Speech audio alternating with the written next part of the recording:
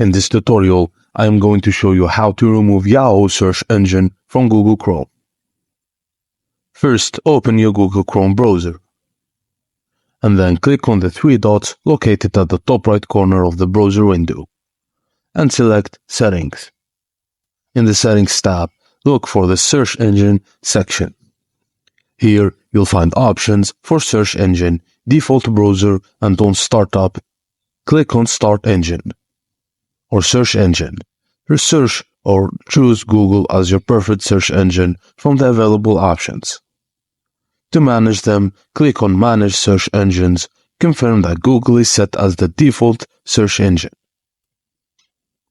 If Google Chrome is not your default browser, you can set it as your default one from the settings.